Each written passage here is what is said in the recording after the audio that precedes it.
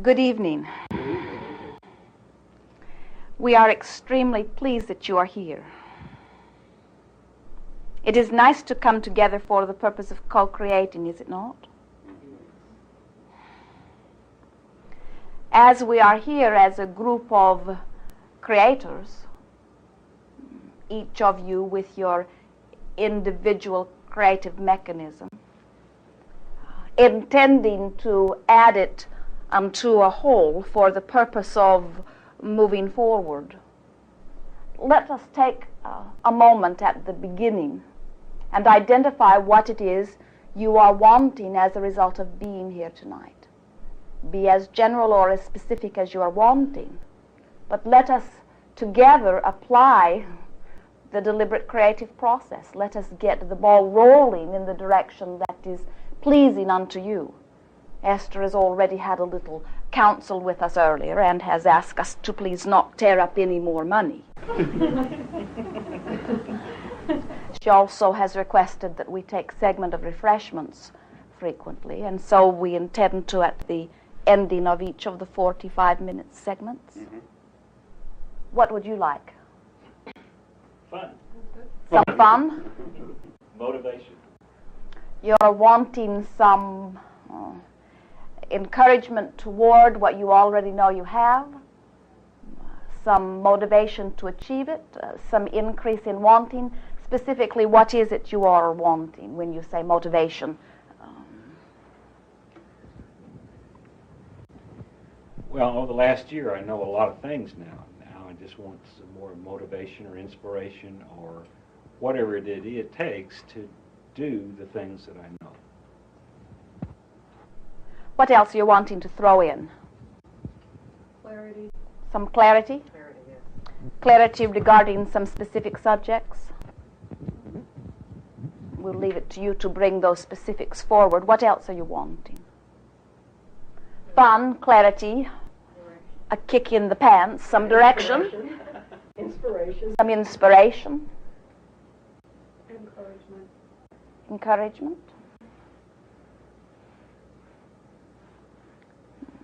Let us begin. We'll address you first, so hang on to that. For we are going to give you a little inquisition. As you say, you have learned much in the last year. And we are recognizing that in you. And now what you are wanting is the feeling of compulsion or the feeling of inspiration, the impetus, a sort of being drawn into action.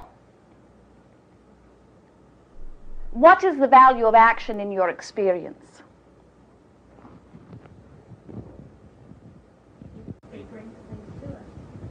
It brings things to us, she says. The culmination of our consciousness, our conscious thought. That is a good way of stating it, culmination of conscious thought.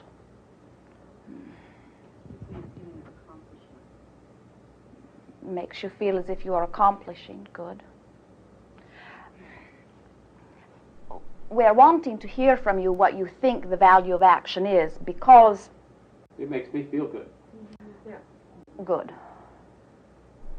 Action is overrated in terms of being the process by which you get what you are wanting. Extremely overrated.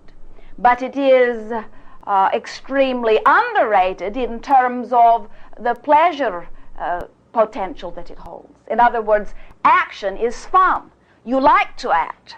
Not doing anything is very boring. You get very tired, very lethargic if you are not acting.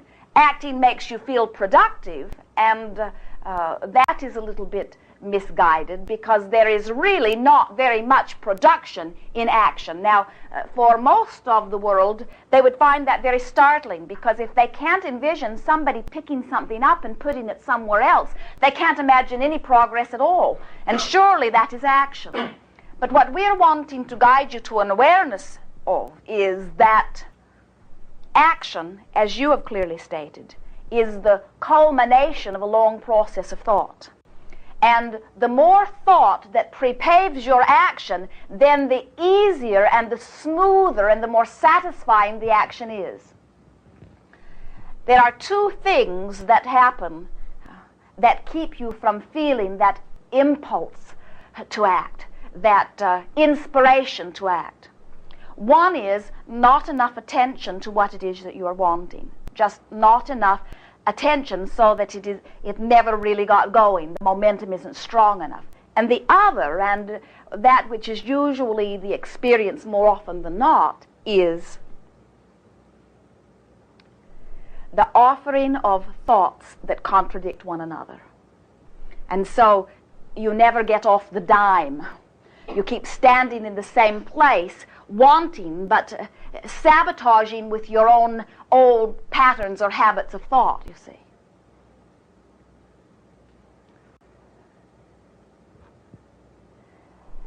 As beings who are accustomed to action, you have undergone quite a metamorphosis as you have literally brought yourself to a state of not having to do anything. And you've had a little bit of trouble in the adjustment, because what has happened is all of your old beliefs regarding the value and the power and the importance and the blessings that come to you. In other words, you are bestowed with all sorts of feelings of worthiness and virtue as you are a hard actor or a hard worker.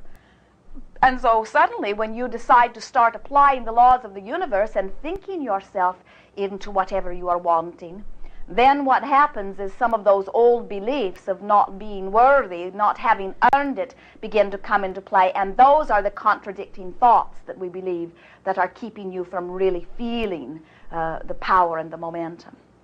And so what is necessary for you, for many of you, for you, is to accept that it doesn't have to be painful to be important. It doesn't have to be uncomfortable to be of value. In fact, that which is painful and that which is uncomfortable is of no value. It does not have to take hard work and painful effort in order to make progress. Someone said to us earlier today on the telephone, getting us ready for you here tonight, I'm wanting to understand my guidance system a little better. I'm wanting to understand who this inner being is that is offering me feelings. I'm wanting to know why an inner being that is a part of me, that supposedly adores me, would ever turn its back on me, or worse still, offer me a jab of negative emotion. Because we have talked about your inner being being the source of your communication or guidance, and that your inner being offers you a feeling of positive emotion when you are in harmony with what you are wanting, or a feeling of negative emotion when you are not. Stay with us for just a moment. We are not as far off the track as it seems. All of this will come together for you.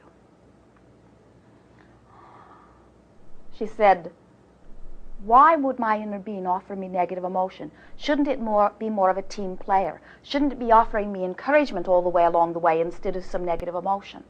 And we said, now we are going to give you, and now we are giving it to you, a clearer understanding of who your inner being is and what its relationship is with you. For in all of the universe, there is not good and evil. There is good or the lack of it. There is not something that is godlike and something that is devil-like. There is that which is wanted or the lack of it. Stay with us, because if you can grasp this, you're going to have something so essential to your happily ever after life that will take place. Your inner being, your inner beings exist in a place, in a state of pure positive emotion. The motivation to act is very firm and very clear. The motion forward is constant, you see. This joyful growth, motion forward. When you, as a physically focused being, thinks a thought that is not in harmony with that which your broader perspective agrees with, when you think a thought such as, I am an unworthy being, your thought is so divergent from who you really are that it is the divergence that equals the negative emotion. It is not your inner being saying, bah, bah, let's blast her with that.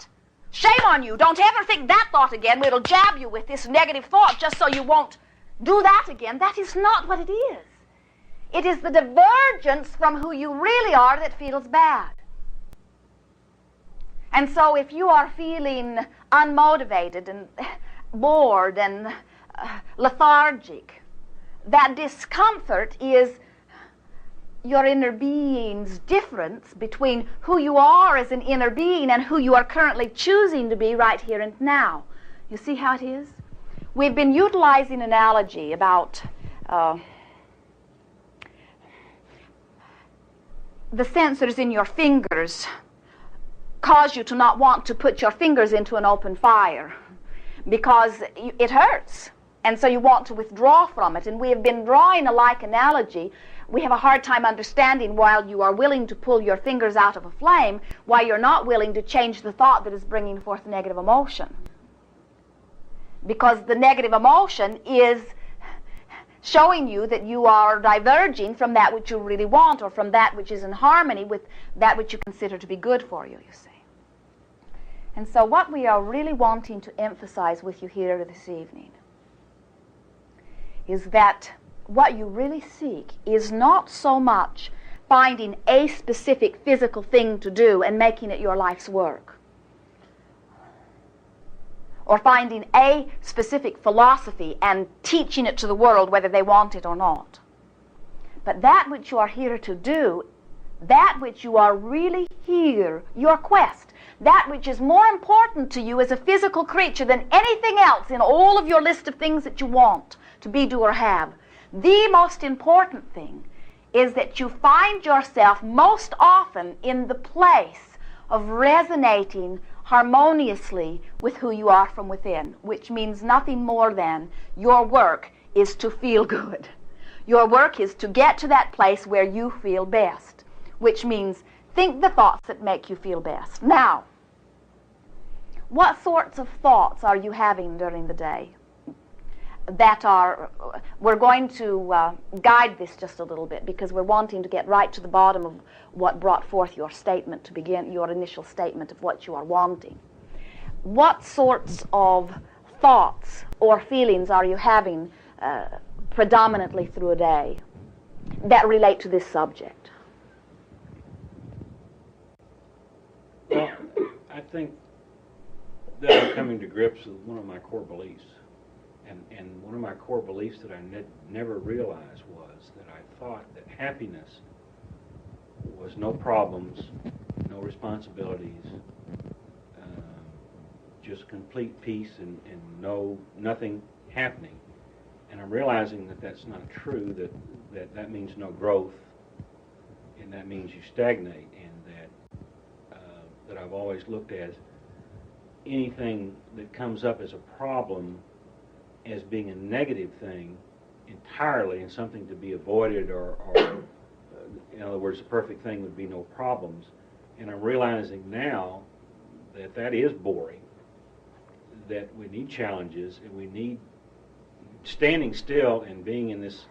I guess I had an idea of paradise was just sitting on a beach or something with nothing to do and just watching the sunset and swimming and relaxing.